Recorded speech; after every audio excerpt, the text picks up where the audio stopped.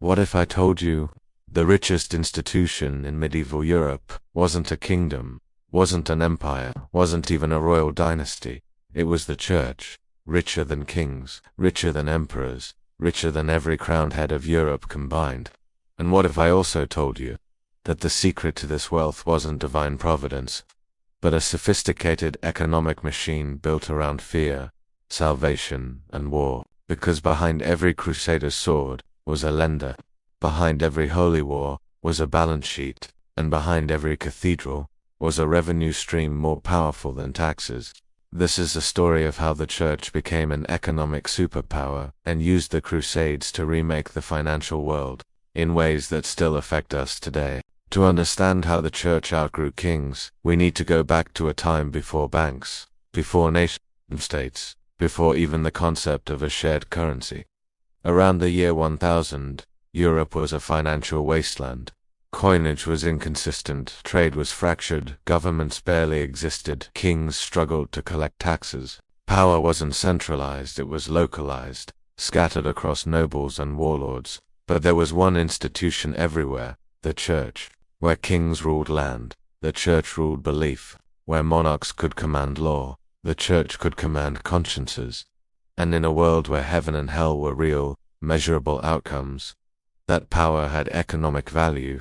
The church had revenue streams kings could only dream of. Tithes, 10% of income, mandatory feudal land rents. Churches owned up to 1/3 of Europe's arable land fees for sacraments, baptisms, weddings, burials, indulgences, and spiritual payments, donations driven by fear of eternal damnation. This wasn't charity. This was a financial system, and it was about to be supercharged by a single idea: war for God.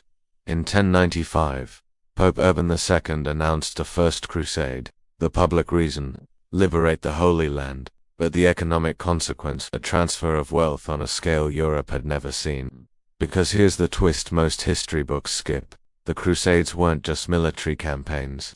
They were financial pipelines. When knights signed up, they needed horses, armor, weapons, ship, transport, supplies for a journey of years. The cost of one crusader expedition could equal 6 times a noble's annual income. They couldn't afford it. So where did the money come from? The church, but not as charity.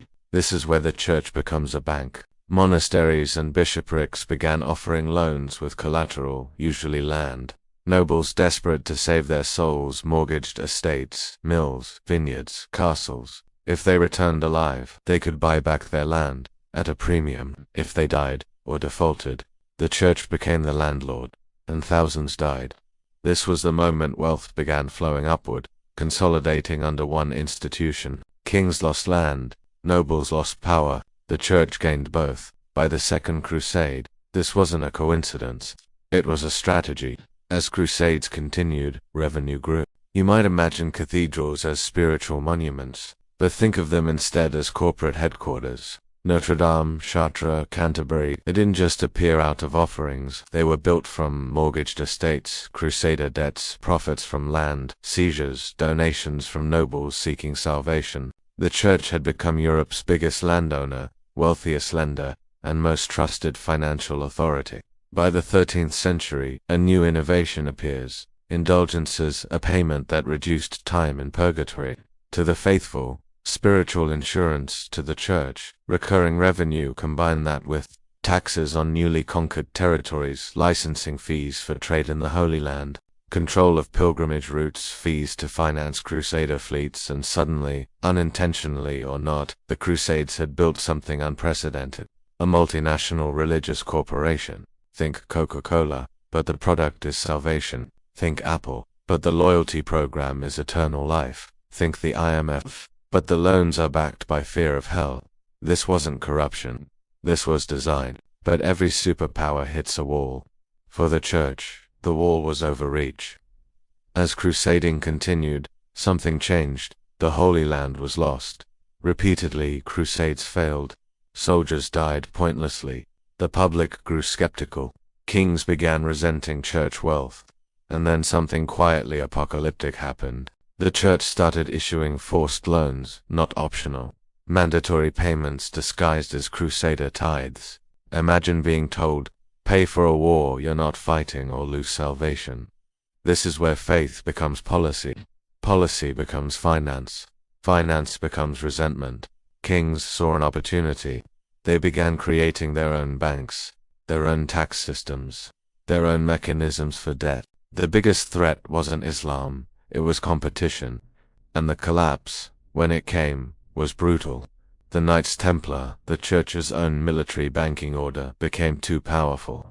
They ran an international wire transfer system centuries before Western Union. They financed kings, including the King of France. And when that king couldn't pay his debts, he destroyed them. Friday the 13th, 1307, the Templars are arrested, tortured, liquidated, their assets seized, their network dismantled. The world had learned the business model. Now monarchs wanted their share. The church wasn't destroyed, but it was weakened.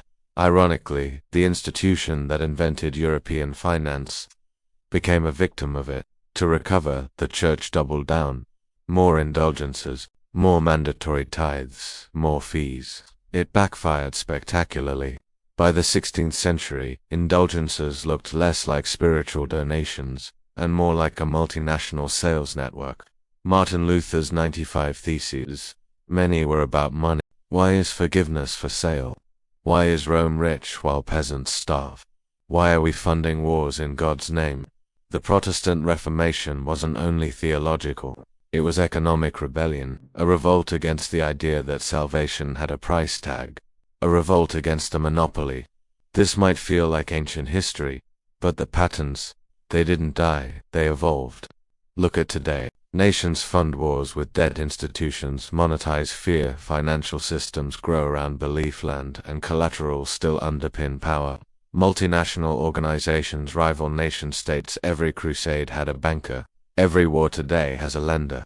The church's economic blueprint looks eerily familiar. Medieval church, modern system.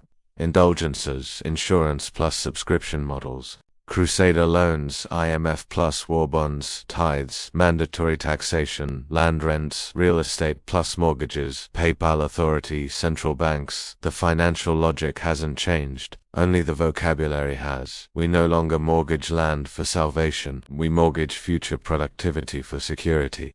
Debt is still power. Faith is still leverage. Institutional wealth still outlives empires. 3 takeaways. So, what do we learn from 1,000 years of economic history? Takeaway number 1, wealth comes from systems, not treasure. The church didn't get rich by hoarding gold. It built infrastructure, tithes, land networks, crusader debts, system scale. Treasure doesn't. Takeaway number 2, belief is the most profitable commodity in history. Fear of hell financed armies. Hope for heaven built cathedrals. Belief drives behavior, and behavior drives revenue. Takeaway number 3, every empire has a ledger, no matter how sacred the mission. Somewhere behind it, a balance sheet is making the decisions. If history repeats, and it always does, then the greatest economic forces shaping your life right now are the ones you don't see, the ones you don't question, the ones you've been taught to trust. In the Middle Ages, people thought the system was divine. Later, they learned it was human. So ask yourself, what systems today feel permanent, only because we've never imagined the alternative? If this changed how you see history or how you see power, hit that like button so YouTube knows this story matters. Tell me in the comments, which modern institution feels most like the medieval church, and why? And subscribe if you want to go deeper into the hidden economics that shaped our world, because understanding the past is how we survive the future.